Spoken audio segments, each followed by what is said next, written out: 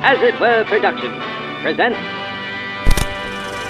Hello, and welcome back to A Couple of Old Fashions with Becca and Joe. My name's Joe Lynch. I'm Becca Howard. And each week, we are making a show for movie lovers, by movie lovers, where, again, each week, we come up with a theme at random. We both pick a movie. Yes, we don't come up with the theme. The sorting hat comes up. Yes, the sorting hat. Now. Oh.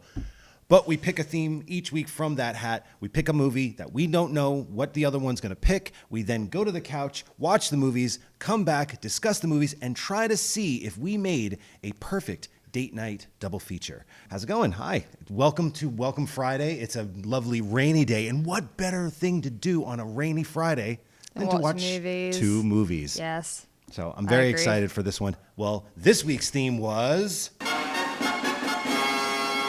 Beggars Can't Be Choosers. This one was a little tough for me. I feel like you had trouble with it. I had a little bit of trouble when we were going Joe on our kept... walks. We use that idiom all the time. Like, all the time. We're constantly, getting Chipotle.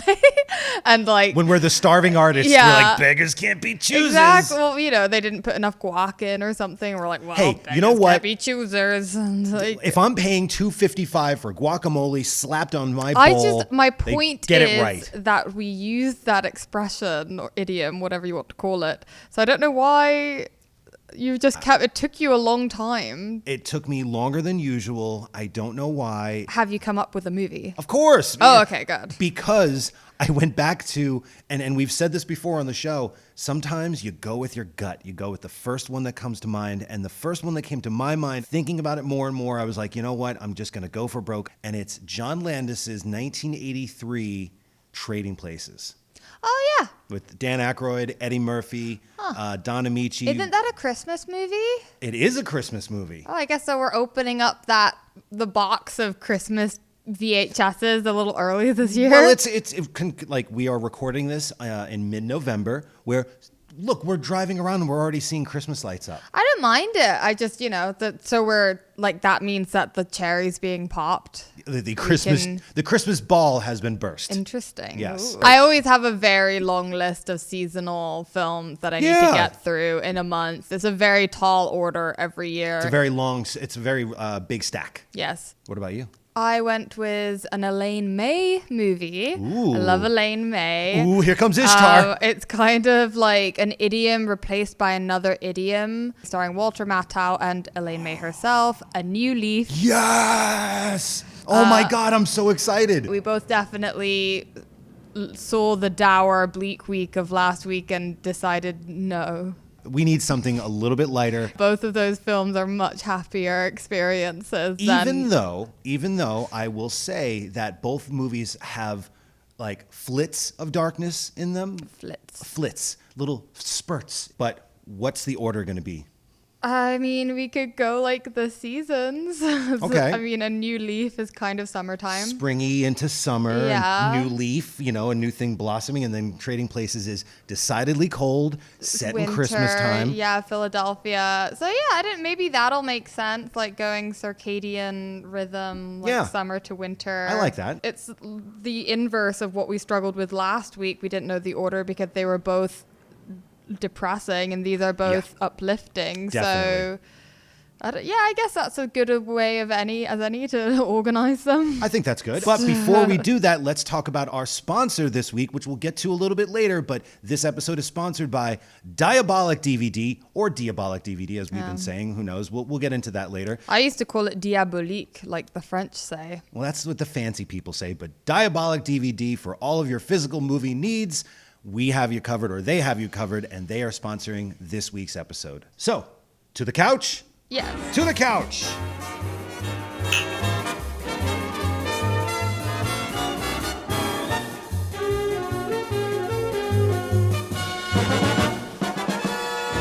And now it's A Couple of Old Fashions with Becca and Joe. This week's episode, Beggars Can't Be Choosers. And we're back. That was awesome. Such a good pairing. You know what? We don't even have to do the episode. Yeah, they pair together very well. They pair together very well. I would almost even say that they're in the same world. I had never seen this movie until you showed it to me last year. I was familiar with Elaine May as an actor, also comedian, all-round legend, director of sexy, Ishtar. beautiful. I love her. Goddess of the screen. He was, in fact, the ultimate playboy. And then, one day... Harold, I should like to ask you something. Certainly, sir. What would you do if I told you I had lost all my money? I should leave immediately, sir, upon giving the proper notice. And the girl? She's enormously wealthy, too. Henrietta, what I'm trying to say is, will you marry me? Beg your pardon? Walter Matthau and Elaine May. You'll die laughing at the two of them in A New Leaf from Paramount Pictures. We both picked movies that deal with, tests of character. And, Walter Matthau for me was always everybody's favorite curmudgeon. He was, the coach in Bad News Bears, and he was the grumpy old man and the Odd Couple. I had never seen him play a kind of debonair bourgeois before. Oh, then you haven't seen Hopscotch. I haven't. Oh, we should watch that next. To set up the film, Yes. A New Leaf, Walter Matthau plays a inherited wealth man of means in New York City. And the film actually begins with a great kind of setup and reveal joke. You see the flatline heart monitor machine kind of beeping, and it's all in close-ups, and Matthau is saying, oh, is it going to be okay? And we assume that he's at the operation of his That it's something wife severe, or something. that there's someone dying. And then they go to a wide shot and reveal that he's at a mechanic's, and his car is what's being operated His fancy on. red Porsche that he likes to drive around. And then there's another setup and reveal, which is oh, okay, it's not his wife, it's a car. Maybe he's just a big car aficionado. He really cares about his car, and he's bringing it into his mechanic all the time. But then it's revealed that when he drives away, that he has to keep bringing it in to get tuned up because he's a terrible driver and doesn't even treat things well, let alone other people's.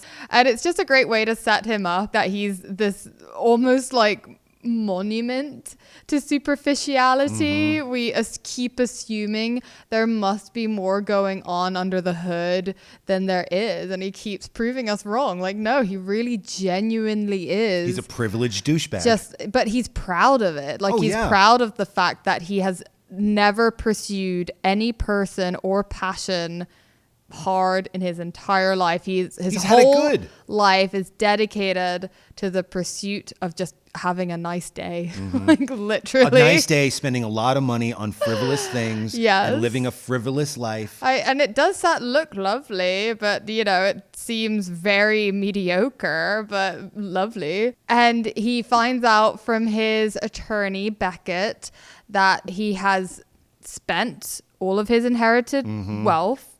He has exhausted all of his inherited capital, and he's sold off all of his inherited stocks. Essentially, as they say in the movie, you have no money. And I love that it takes forever for it to sink in. He treats it like if I think if I was in that situation, I think if 90% of the audience who was watching this movie was in that situation, you watch them as they're they're melting inside. This has been a long time coming. They make it very clear. He has done this to himself, but he's it's hard to relate because no one would be so incredibly disassociated with their own circumstances. Blasé. He's just oh, whatever. You have to, I need this check. Well, that's the only thing he cares about, is that he's had a check that's bounced at his club. So he still just cares about the surface level of how things appear in front of his peers. But then when it finally does sink in, we see him drive around New York in this amazing sequence where it's the goodbye sequence. Where I love it. It's he's Adrian Brody in The Pianist.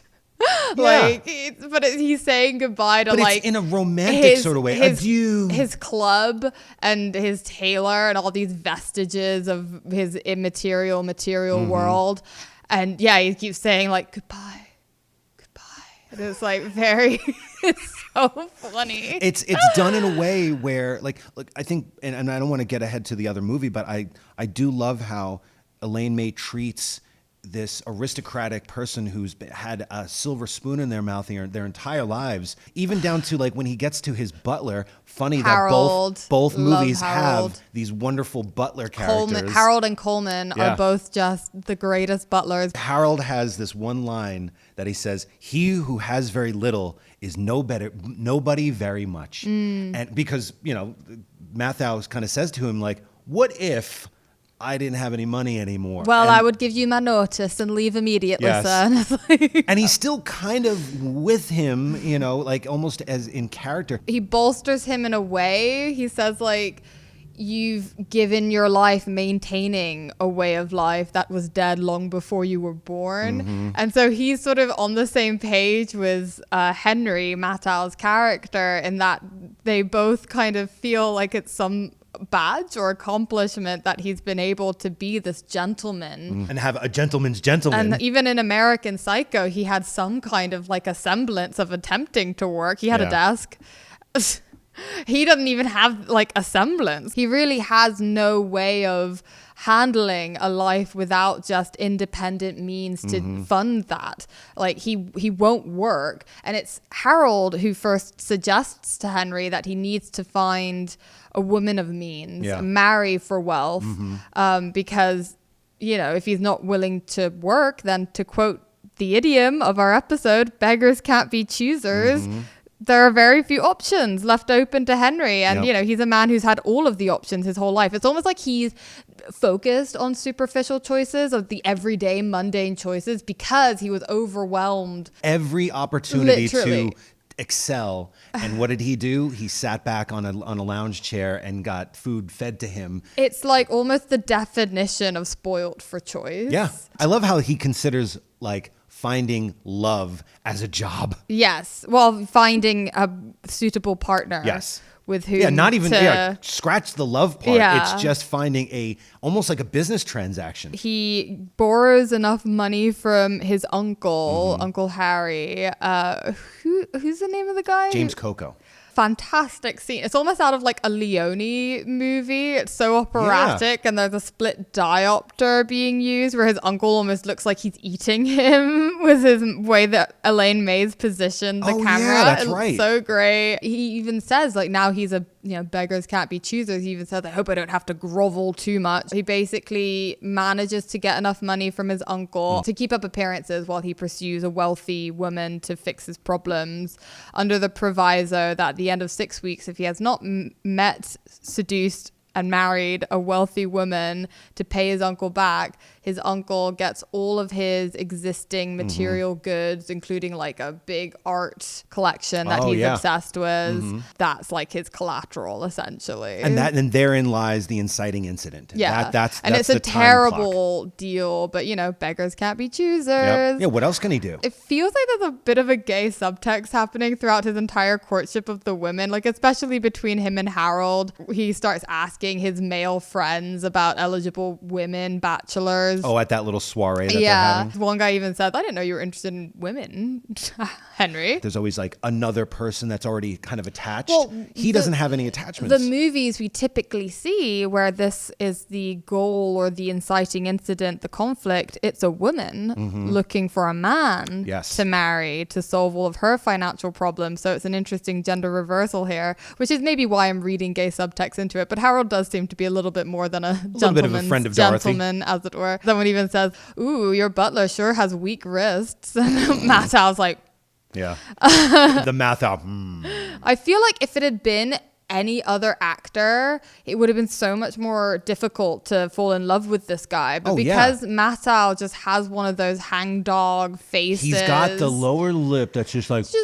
and he's able to pull off characters that are the worst, kind of, in a way. Like everything that Henry's about, it's kind of not what I find endearing in a character. There is an underdog quality to him, and you put him in a place of like prestige, and it changes up that dynamic. One woman seems to be game, but she gets naked in front of him and says, I just need to be loved. And he freaks out. And then it cuts to a scene with him and his butler, Harold, kind of naked again. There it is. But, finally meets the woman of his dreams, so to speak, Henrietta. The woman of his means, if you will. Played by Elaine May. And the first time we see her, it's in a tea party. And she's in the very, very tiniest corner of the screen. You can barely see introduction. her. All the negative qualities he's told about, like she is very wealthy, but she's also awkward and shy and quiet and not really, people talk about her disparagingly.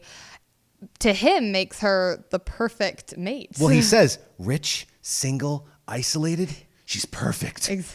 She drops tea on the ground because she's very clumsy, and he springs to her defense. And however self-motivated that might be, it's still lovely. You just get the impression that Henrietta hadn't had that many people spring to her defense in her life. So he drops his own beverage on the carpet and says, Madame. The lady gets really mad at Henrietta, and he's like, your fetish for carpets is ridiculous. Like, something like that. And it's just really lovely. Like, escorts Henrietta out of there. I will say that, like, having seen it again, the first time I saw it, I think I was hinging more on a trope that gets used in a lot of these movies, where it's like, okay, he's got to, marry her, and they have to have the relationship that he can release the money. But then there's a like almost subplot of now, and she's got to die somehow, right? Oh, I always forget about that part. Yeah, technically. But that's the thing; it's so casually. I know, it just seems there's nothing in the trailer for the remake of this movie. Half of the movie would be about him, like, how do I kill her? Well, that's how Henry decides secretly. He doesn't tell Harold this, but he decides that he will do this courtship marriage of a woman thing and then just kill the woman off when he's done with it. It's so flippant the way that it's presented in the plot. It's so silly that you just never take it seriously for a moment. That's never what this film is going to be about. It never gets like. So you just forget about it. It's more just like a funny in-joke. Yeah. The second that they start to, the opposites attract of sorts, like where you can kind of tell he's like, I'm only doing this for the money. Part of what I love about Elaine May's character is that she could have represented the cruelest form of beggars can't be choosers when people use that idiom to describe unconventionally, attractive women, like women who are considered not beautiful. Got a great personality. Exactly. Like the cruelest kind of misogynistic way of categorizing women and reducing them to their superficial elements, which is interesting because that's how Henry's lived his entire life, is reducing life to its superficial elements. I mean, Elaine May's really beautiful, but they've tried to make her ugly. They put glasses on her. Wait. They do the thing that She's All That got made fun of in the 90s, where it's like, make a chick ugly, throw some glasses on her.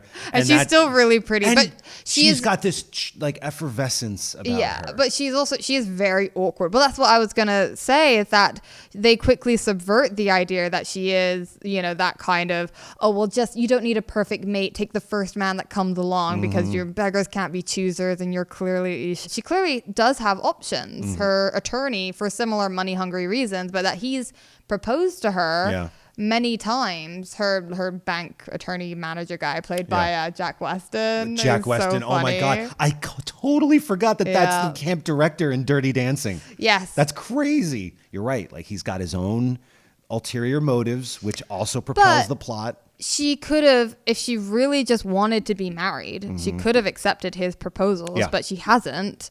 So when she accepts Henry's proposal after they've spent this whirlwind courtship, during which time he really does work quite hard to win her. It's probably the hardest he's ever worked on anything, which it immediately makes you endear to him. Yeah, well, because he finds out about all of her likes and dislikes. She likes Malaga wine or something, which looks pretty disgusting. It's like a sweet wine. There's such a wonderful New York accent. Like, have you ever had this Malaga wine with soda and lime? It's he bones up on botany because she's a botanist, and she's very self-assured within her world of botany. He asks her what her goals and stuff are in life, and she tells him she wants to discover a new leaf from the title and the eponymous new leaf, and she wants to name it after herself because that's what you get to do if you discover it, and in a sense achieve a certain immortality. And they both say, oh, like Brussels sprout. It's just a really kind of cute, they stay up all night talking, even though we know the whole time that technically this is all coming from this place of incredible, like, selfish. He's not doing this for love. Yeah, exactly. But in a way, it sort of feels like, well, isn't that what courtship is? Like, that's what makes it work. Yeah. Is that he's not, it's that old adage where someone will, like, if you've just broken up with someone or if you're looking for love, they go, stop looking.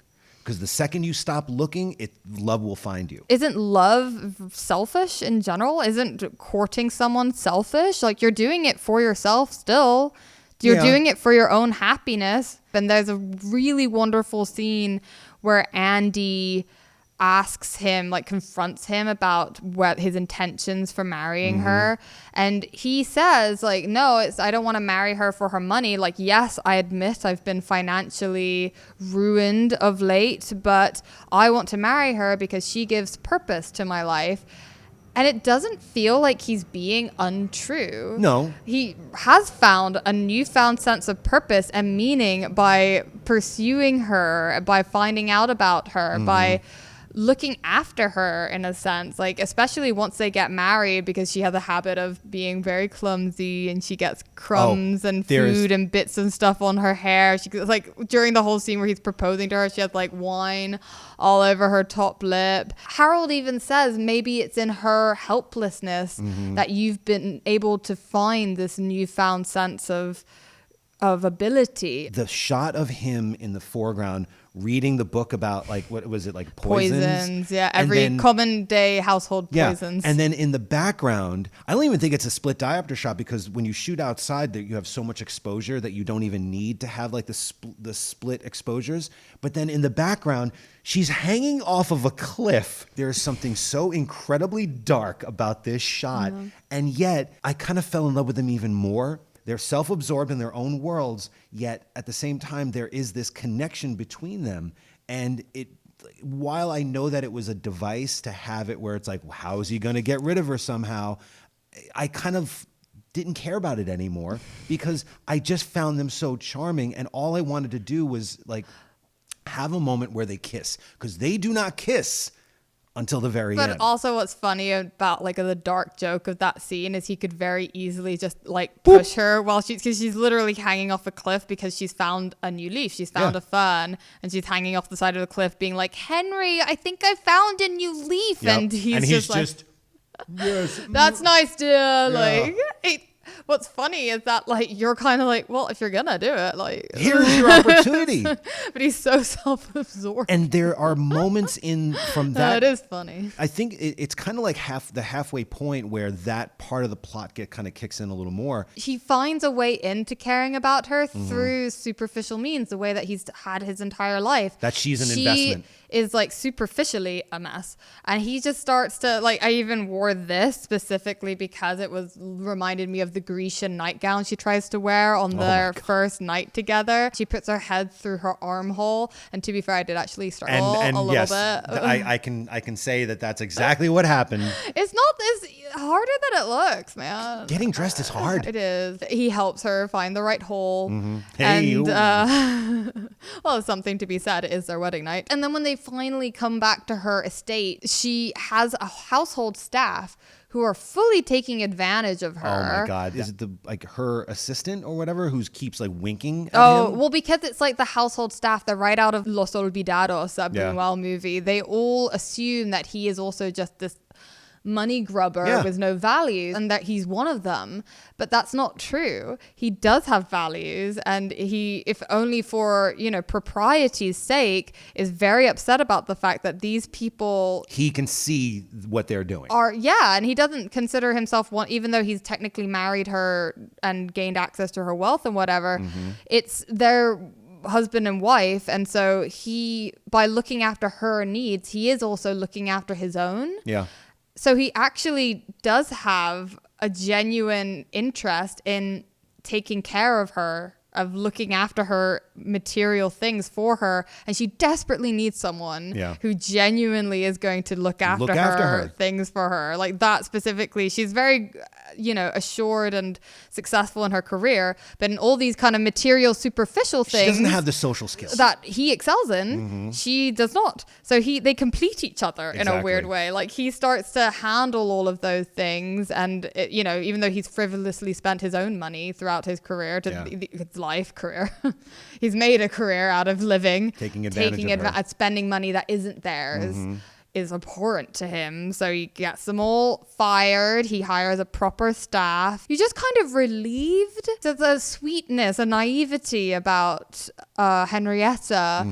And in any other movie, I would have been upset to see a man come in and just take over a woman's life like that. But it's almost like the way it's played out is like he's a housewife almost. Like he's managing the household affairs, looking after her, supporting her, making sure she looks good when she goes off to work, encouraging her, making her confident in her career choices. He even says, like, from now on, Henrietta, I'll do the coffee, I'll do the dinner, because she's awful at all these things that a woman is supposed to be good at. Yeah. He's the woman. But you could also see a version of this movie. You take the same basic plot, you have a man direct it, and you flip the genders, and you have it where it's the woman in the beginning of the film going, I need a husband. You have a million of those movies. Exactly. Like it's every Jane Austen film. And that Elaine swapped it out without making you ever think that way. It's still from her perspective. It's still from that perspective by creating Mathau and his character and his plight, bringing in this person that is very successful in career, but is a little bit of a bumbling, socially a little bumbling. And then you see how they complete each other. That's Fuck, really I want to watch sweet. the movie again and now. Then, Damn it. The moment he finally, his armor is cracked is when she sends the fern that she discovered on their honeymoon to a university to get it classified and find out that she has discovered a new fern. She calls it Graminy after Henry Graham, after him. And he's like, oh, you're not calling it after yourself? It's like, no, I want to name it after Graham. And he's like, oh, I guess I have discovered a kind of immortality after all. And in a way, that is kind of what, finding someone to spend your life with is that is a kind of immortality in a way, because it's not like, we're all mortals, but we achieve, in my mind, a certain level of immortality by finding our second half, the other side of our coins.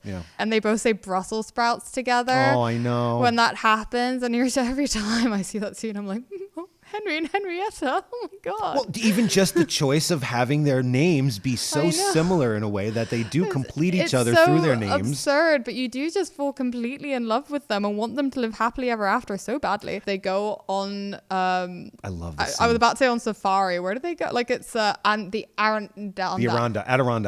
Yes. And they go white water rafting and stuff together. And she is a little bit more in her element here. It's more of her world than his world. So we finally get to see him kind of on the back foot, so to speak. They end up in a very deliverance-y, like, oh, why does the water just stop? I swear to God, I thought you would see Burt Reynolds swimming by going like, howdy folks, how's it going? Oh, it stops because they're the waterfall, and then they go down. She reveals she can't swim, so it's the perfect opportunity. Yes, and that's where the plot kicks in one more time to give him and the audience that one little goose of, he has every opportunity to and let it's still her funny because he goes like, keep holding on, and she's like grasping at a tree, that typical scene that you see in every Rapids movie where someone's grabbing for a tree. He's like planning to leave her there, and you see him start to walk off after everything they've been through. So he's like, but I'll be right there. He walks away, and then he sees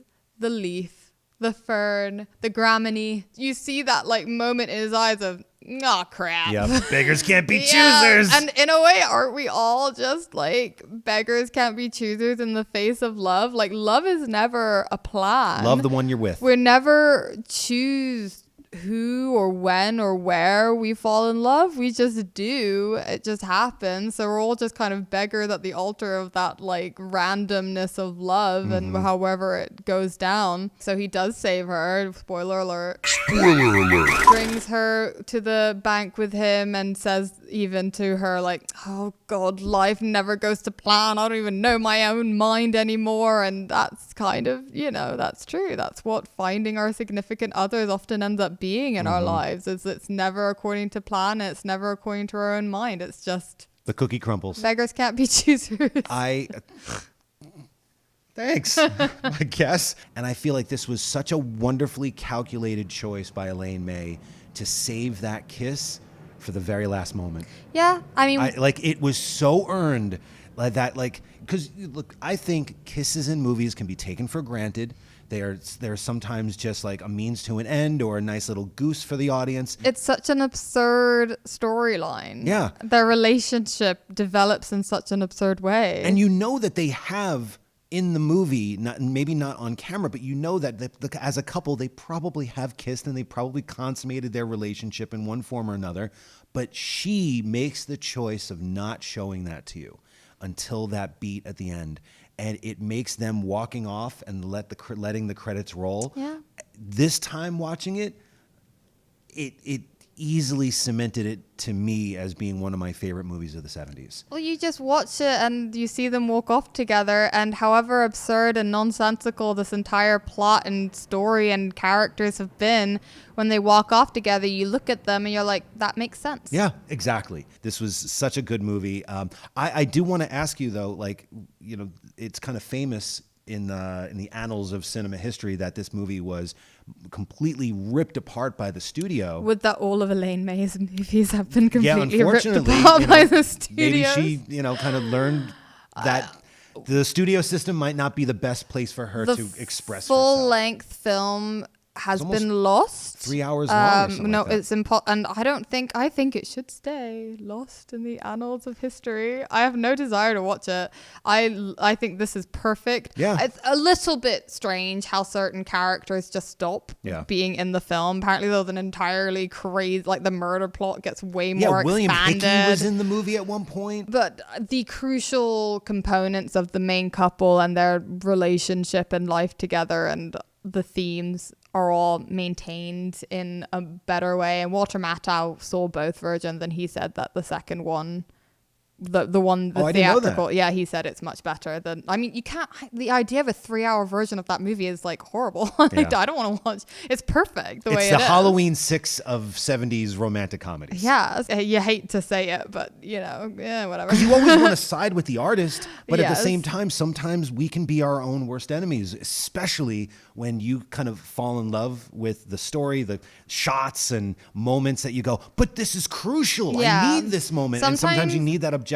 You need that Yeah. Robert Evans to be like, you want me to cut this out? You bet your ass. Yeah. And it's out. Remember when they were re-editing THX 1138 Yes. and he said they're cutting my baby's fingers or something ridiculous like that? Sometimes, maybe babies don't need all 10. Yeah, maybe sometimes you don't need a CG Jabba. Just saying. Great first movie, and we're going to talk about Trading Places right after this.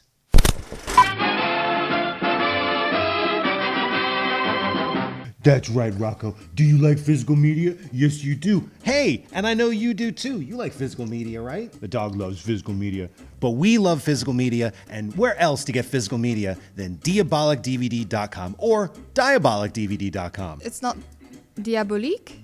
That's French. No, it's Diabolic. Excuse me and Henri Georges Clouzot over here. But either way, DIABOLIKDVD.com is your place for all the best physical media, right? I mean, for the last 20 years, been the one-stop shopping experience for all your horror, cult, weird, perverted, messed up, deliciously dark movies from around the world. From around right? the world. That's right. Diabolik offers a one-stop shop experience for all of your favorite labels, from Cauldron Films to Arrow, Synapse, Blue Underground, Mono Macabro, and many more from around the globe. Perfect for this time of year as we're all developing our Christmas wish list. Oh, that's very true.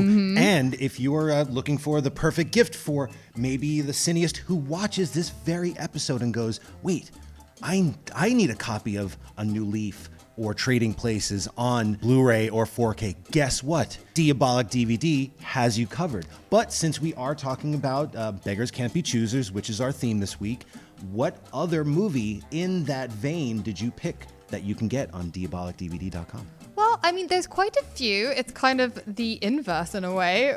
Choosers who can't be beggars because we're spoiled for choice on Diabolik DVD. My other pick, just to show the swath available, is a Blu-ray collection of women in cages films, a genre I happen to enjoy quite a bit. It has the big bird cage and the big dollhouse, and of course the non-Jack Hill women in cages film, Gerardo de Leon's Women in Cages, which ends on the harsh, as Tarantino put it, final shot of Roberta Collins as she is a woman in a cage. It's just one of my most preferred genres. You see a lot of women struggling to get out of their cage, but beggars can't be choosers. Got to use whatever means at their disposal, including Sid Haig. And Sid Haig is pretty sexy in that movie too. I mean, you know, beggars can't be choosers. Not with Sid Haig. So my choice, because again, like I said before, I had a little bit of struggle trying to find the right movie for that theme. I went, you know what? How can I kind of still give you the goods that kind of pertains to this episode? And I went, Walter Matthau movie. Oh, and I just saw that they have The Taking of Pelham 1, 2, 3 in 4K from Kino Lorber. If you don't know, Joseph Sargent directed that movie, and it's with Walter Matthau, Robert Shaw, Hector Elizondo, Lee Wallace. Great heist movie set in the 70s. I think it's one of the better How does it apply to thrillers. that idiom? Walter Matthau's in it. Yeah, but it's not a beggar can't be choosers. It doesn't matter. I picked a Walter Matthau movie, so why not? You know, it's like, hey, that's my choice. Someone didn't guess a memo. No, I just couldn't come up with a better title. You so really don't like that, the idiom. Not really, no. But you know what I do like? The Taking of Pelham 1, 2, 3, which is a great movie. And Walter Matthau has arguably, and I think you would agree, one of the best last shots in any movie ever. And that's the thing. When I watched A New Leaf, I kept thinking, because he's, like you said, he's got that great face. And you know what else is great about it? Is that it looks fantastic in 4K. So whether you're looking for that definitive version of American Werewolf in London, or just trying to upgrade that dusty old DVD of Maniac to its glorious, grimy 4K glory, DiabolikDVD.com is the owner-operated small business choice that you have been craving. And if you need help spelling that, that's DIABOLIK, DVD.com, or you can shop at its sister website, cauldron-films.com. Both offer a wide variety of movies to kickstart your double feature date night movie marathon today. Keep physical media alive and shop DiabolikDVD.com. Right, We're all just a couple of old fashions looking for an old fashioned Blu-ray. Or 4K. Yeah. Back to the show. And now, on with the show. And we're back. And Trading Places, 1983, directed by John Landis, starring Dan Aykroyd, Eddie Murphy, Don Amici, Ralph Bellamy, Jamie Lee Curtis, and Jamie Lee Curtis as Ophelia. Hooba dooba dooba. The most beautiful. Anyway. I'm getting the vapors already. It was the Dukes. It was the Dukes. You're a dead man, Valentine! Dan Aykroyd, Eddie Murphy, Billy Ray Valentine, Capricorn. Trading Places. Coming this summer to a theater or drive-in near you. Now, sell 200 April 142! Dan Aykroyd plays Louis Winthorpe III. Already just the name itself, you already hate the fucking dude. Yeah. A upper class white collar stockbroker who is working for the the Dukes. They have this big firm, Duke and Duke. Played by Ralph Bellamy and Don Amici, Yes. two of the, in their day, sexiest men of the Hollywood studio era. And they are perfectly cast So in this. funny. I love how the whole movie begins, first of all. It's set in Philadelphia, and throughout the opening credits sequence, they establish, well, one, that it's Christmas time. And two, that there's obviously a huge disparity of wealth that exists within the city. In that montage. There's sharp cuts between kids on the streets, like grungy, to a upper crust guy in a firm. And there's no in between. No. It's both this intense there is this wonderful back and forth dichotomy that Landis knew, and that's something that he learned off of Blues Brothers, being able to kind of set the camera on the streets, whether it's Detroit or in Philadelphia. And I've just, a couple months ago, I went to Philadelphia, and the distance between where like the kind of the lesser than and the more than cultures is like 2 blocks. I also love, I don't know if you noticed, but the Philly cream cheese in the beginning, right under the product that says Landis, classic Landis in jokes. Yes, and we get introduced to Eddie Murphy's character. Eddie Murphy, Billy Ray Valentine. Great name. The duality dichotomy between wealth and non-wealth, and between Valentine and Winthorpe, they're all set up really elegantly from the very start. Quickly too. Like Landis knows economy of story, economy of character, sets all these characters up, sets up their worlds, and then the Dukes decide, what if, after seeing Eddie Murphy's character and having a little bit of an interaction with him, they go, what if we make a bet for $1 if we can't put Winthorpe in Valentine's shoes and vice versa? They have this big argument about nature versus nurture, and whether we are so heavily influenced by our environments, how people react to us. And you do see, both Winthorpe and Valentine, they accidentally bump into one another. They both play up that incident. We all saw it, like it was an accident. Yeah. But to their peers, they play up this performative role that they were supposed to play given the hand they were dealt with their environment, wherein Winthorpe is saying like, oh yes, I defended myself admirably. And Valentine's like, yeah, I attacked him.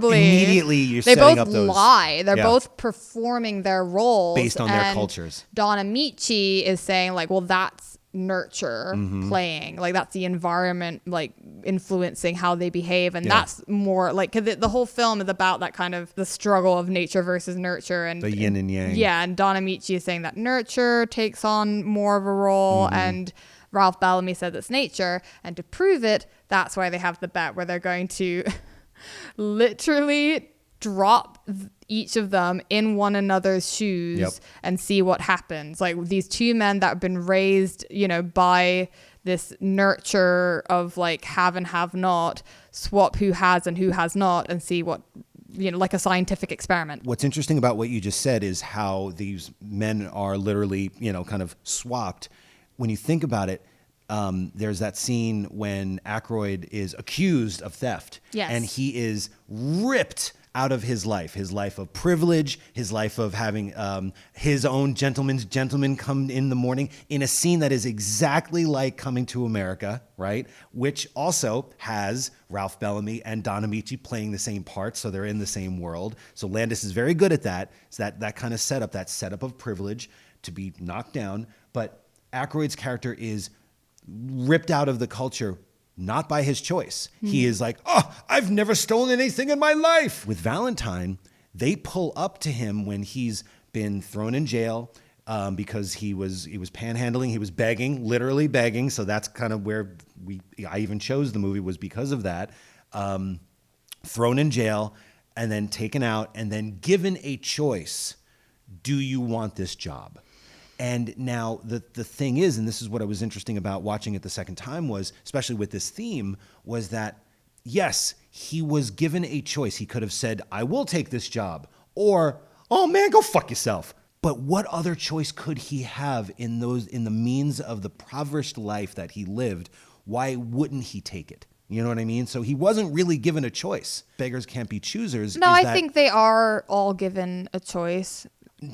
Aykroyd is not given a choice. He is given no choice we whatsoever. Can all choose. I mean, that's the whole point of this film, is that we all are presented with a certain environment and set of circumstances, and we are allowed to choose how we respond to those environments and sets of circumstances. But I think it takes them a while. They reinforce the idea of nurture because, like, when Eddie Murphy is accused of stealing, they say, oh, he's just an ordinary thief. Like, he can't help himself. Whereas when Dan Aykroyd is accused of it, they say, like, you're 100 times lower. Yeah. Because it's like you were brought up with the nurture of privilege. You should It was you more- should they were do more- better and know better. Like Yeah. Valentine, he doesn't know Because he's an better. N-word. And thank God the way they use Valentine, he has these amazing moments to camera where he looks at camera like, He does a funny games. Yeah. He totally breaks the fourth wall, which is a Landis specialty. because otherwise they'd have all these moments where they're really saying awful things. What like, was the one moment where they describe Well- a BLT and he looks to the camera? Yeah. Oh my What? gosh. And they say at one point, like, he's probably been stealing since he could crawl. Yeah. And then they throw Valentine in the police car and he looks at, that's, I think, the most brutal yeah. moment that he looks at the camera where it's like, if anyone had been laughing at that joke, they hopefully felt bad. Yeah. At that, because it's like this moment of like, yeah, this is the fucking world, man. Like, Yeah. it fucking sucks. That setup, I think, is just beautifully done. We get to see them come to grips with their newfound shocking like reversal of fortune. And it really does take them, a moment. Like I think they do have a choice, but I think that they're initially in shock, and it takes them, they have to start accepting Yeah.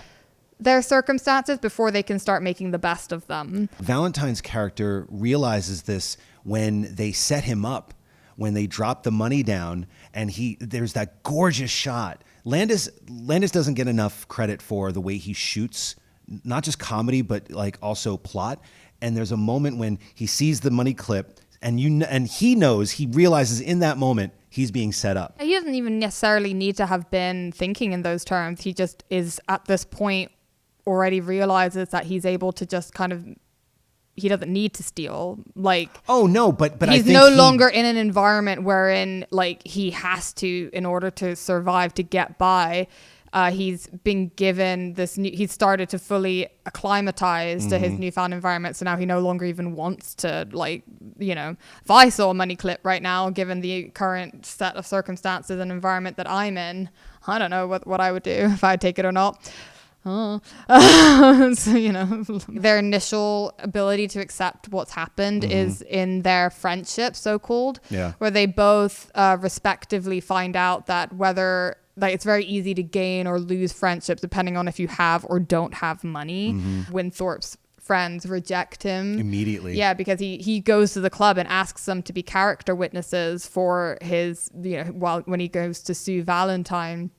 And it's like, now that he's devoid of money, he has no more character to be witness to. So they all just kind of throw him out. And then Eddie Murphy, Valentine, throw the party for all of the people that used to reject him when he had no money. Now that he has money, they're very happy to mooch off of him. Yeah.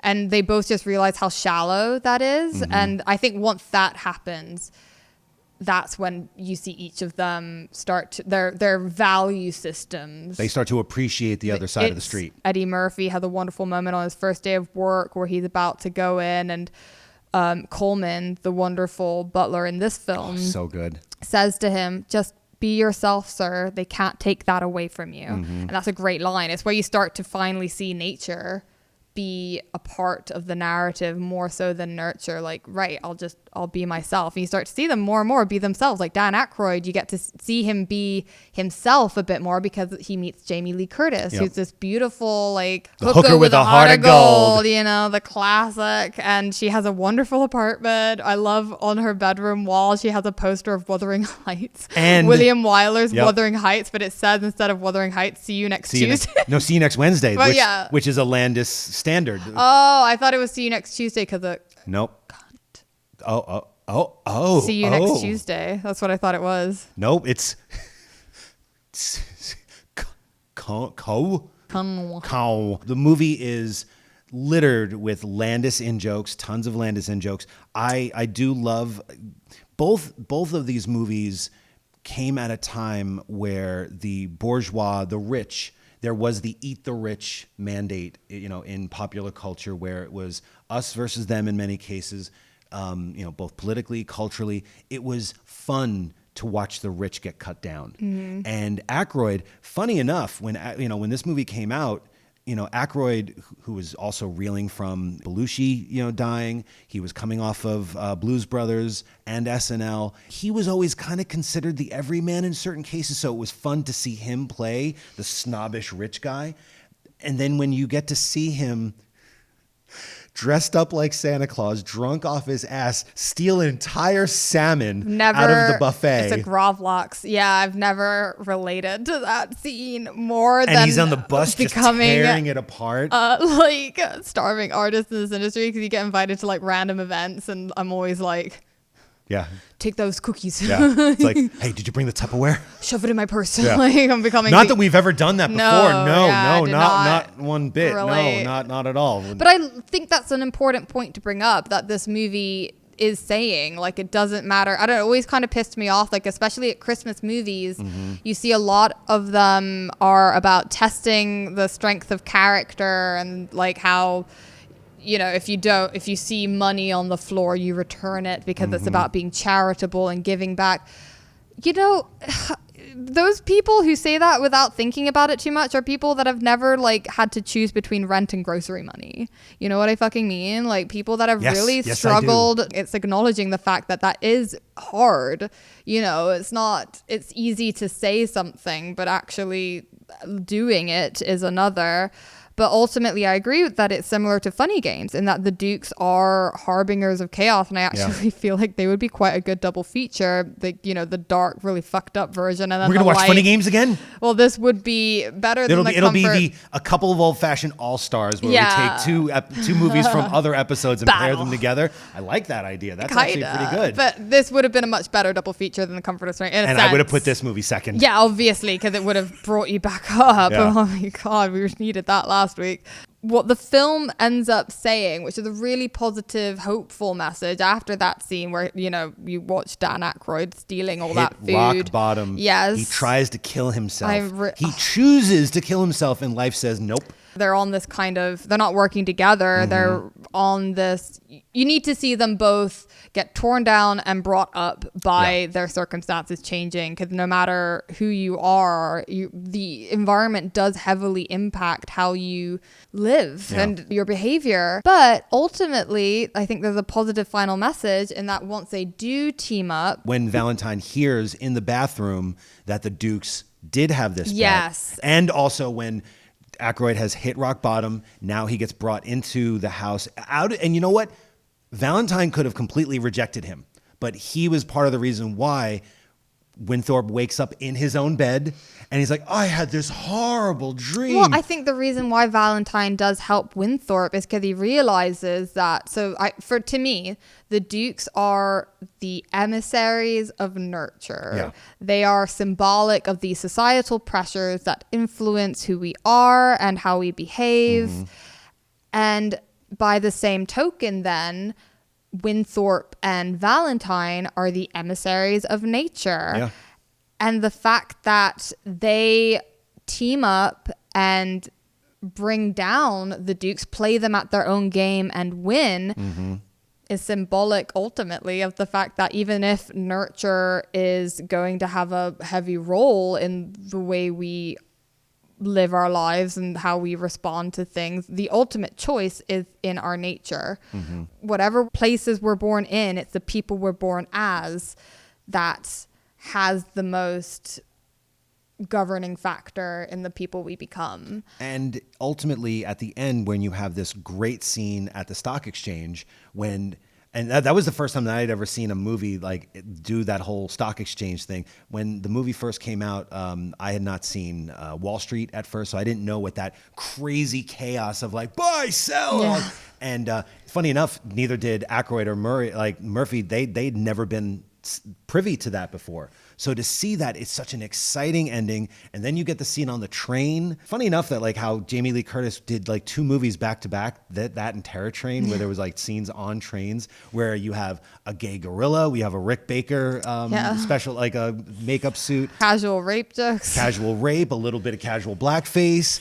Oh, yeah. Yeah, the ending of the movie gets a little bit weird and problematic. Well, Landis's humor is a little bit weird and problematic, as anyone who's seen Schlock knows. Oh, yeah. The fact that they went out looking sure. good Valentine, feeling good Winthorpe. Yeah. You know, like, and they're on an island together. It's Exactly. like, and they could not have achieved that if they did not work together, using strengths from both of their cultures and both of their personalities to kind of ultimately win the day, get the Dukes out. Once you become aware, as they do, of the impact that nurture is having on you, I think that's the key point at which, you know, you're no longer ignorant to that.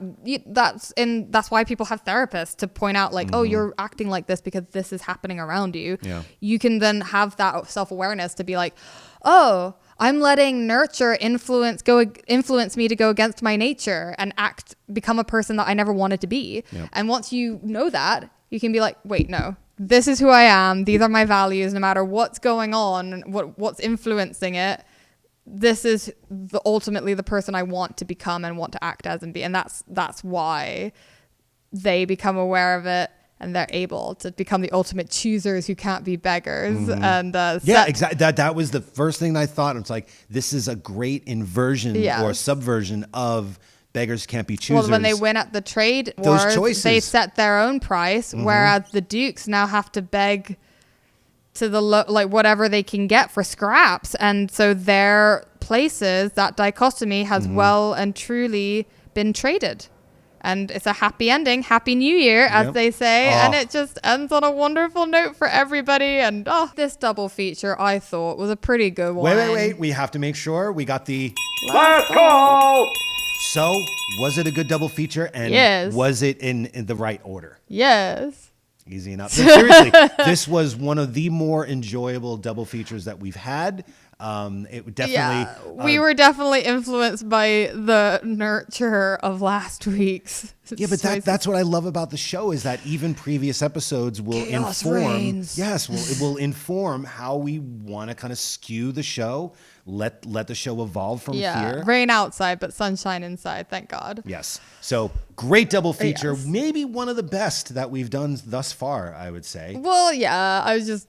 It was just nice. It was just so nice. nice to laugh for a little bit. See, you know, also, I really want pork bellies now. I had no clue what the fuck pork bellies was until this movie. Now I want some pork. Well, you are born in 1976, so like the pork bellies, you tapped out at 76%. Yeah, sure. I don't even know about stocks, but you know what? The movie makes you want to care about stocks. And you know what I care about? What are we going to do next week? So, without further ado, we have the sorting hat with all of the lovely topics and themes that we have in here. Give me that. Oh, wait, hold on. What the hell? All right. Just wanted to say, for all of you out there, if you have any themes that you want to let us know what you want us to talk about, drop us a line, drop us a comment down below. Let us know. We'll put it in there. We'll write your name down, and you know, maybe you'll be the recipient of something cool. But this week, the theme will be. Did I just have one? I think so. Yeah. Oh, okay. Can I go again? No, not at all. Next week's theme is Against type. Against type. Okay. All right. I can fuck with that. Interesting. Ooh. Okay, I might have something already. We'll see. All right. Well, next week's theme is going to be Against Type. Who knows what we're going to pick? Who knows what will come from it? But great week this week. Thank you so much to you guys for watching. Thank you to Diabolik DVD for sponsoring this movie. Actually, both movies and this episode. Also want to say that you can get both movies at DiabolikDVD.com. I checked. And you can follow our lists, our ongoing lists of movies that we pick every week on our Letterboxd or on our Instagram, on our handles. Hold on, we have our Instagram handles. Boom, follow us, follow Becca, follow myself. And if you like the show, please, like and subscribe. Give it a review on Spotify or Apple Podcasts, wherever you listen. Yeah. And I mean, if you want, you don't have to, but it'd be nice to say hi and see what you think. And let us know any themes that you want to add to the sorting hat, and we'll pop them in. Yep. And without further ado, until next week. Oh, movies. They're the the movies are the greatest thing to happen in life. They're what date nights are made for. Remember that part? Oh, they're the only marathon worth participating in, and they're what date nights are made for. See you next week. Boop. And now, folks, it's time to say goodnight. We sincerely appreciate your patronage and hope we've succeeded in bringing you an enjoyable evening of entertainment. Please drive home carefully and come back again soon.